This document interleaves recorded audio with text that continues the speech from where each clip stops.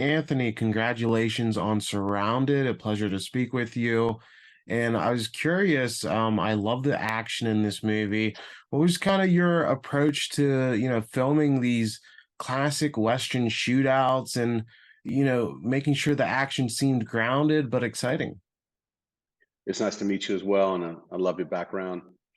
That was taken on the first camera test day, so it was one of the very early images of her taking the role and taking and really sort of embodying Mo. I've always been a fan of westerns. From the original early days of Shane's, obviously Unforgiven. There's classic tropes that you have to sort of satisfy when you're making a western, and action is obviously one of them. But because of the mechanism of weaponry at that time and having six shooters, the action is a little bit different, right? We're used to rapid fire, we're used to close contact. People fought sort of at a distance in these vast landscapes where terrain and sound and light played a big part of it. So I wanted to make sure that there was a keen visual sense to it, but that we didn't sort of over context what was happening, right? Today we're sort of desensitized with people shooting 20 times and that being what we're used to. People were a little more careful with their weaponry, and they took weaponry more serious. And what's nice to me is to watch a character that you'd never expect to wield a weapon the way she does in the very early minutes of the movie do things that seem exceptional, and other people start to pay attention to that, and we start to tend to this tension of who is Mo Washington and where did she come from.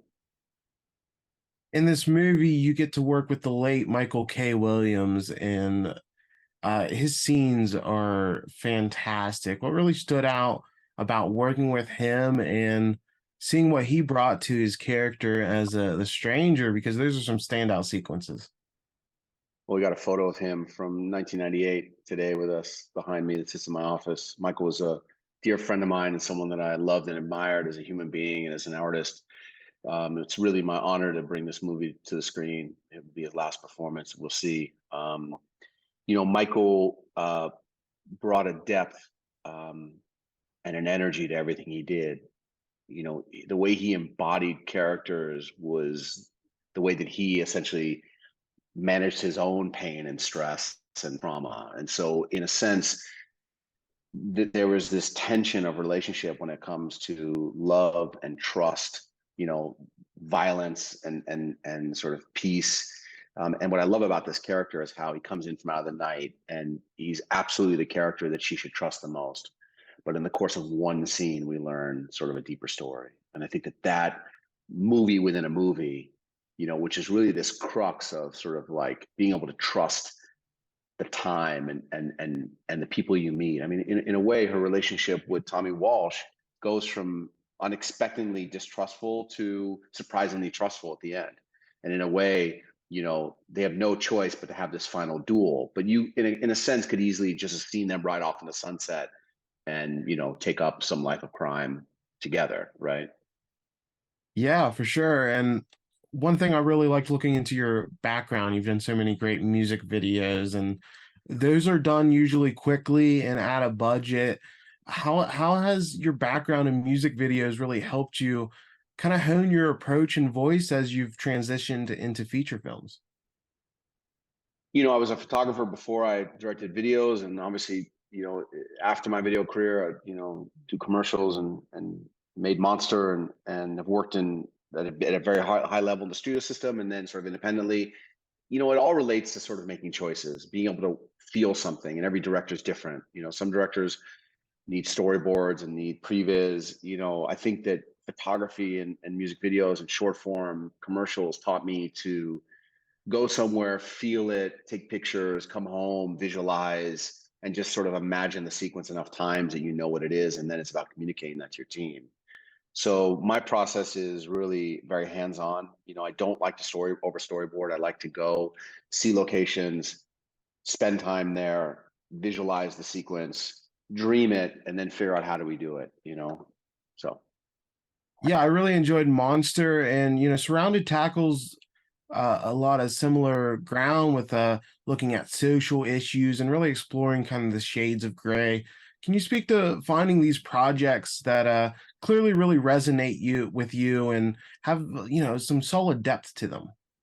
Yeah, I mean, as a filmmaker and storyteller, I think social context is really important for me. I look for that in every script, everything we're developing. Even if it's a bank heist movie, I'm not interested in just pure aggressive action for action's sake. Although I love being entertained by movies like that, I think that I'm interested in a character's journey and a crossroads. And if you can format that against action or sci-fi or robot movie or Marvel movie, then it gets great. I mean, you look at The Dark Knight, you look at Heat, you look at Three Kings, you look at these movies, and on one level they're genre, and on the other level they're incredible character stories about people.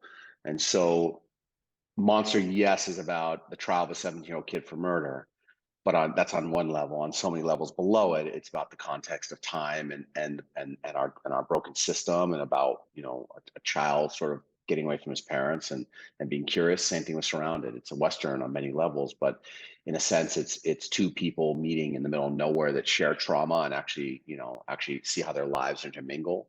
It's the cross section of sort of journey, and destiny. I mean, it explores so many things. It's white privilege meets underserved narrative, and so the duality and the complexity that goes along with that duality as it relates to a genre is what's interesting to me as a filmmaker. And then my last question with you, for you, you've worked with The Weeknd. He's always had such an artistic flair to his videos, and now he's moving into acting with The Idol. What really stood out about just working with him? I love Abel. I've worked with him a lot over the years. He's an incredible visionary, and was when I met him in 2013 as a young kid. And I think he's someone that will continue to push the boundaries in everything he does.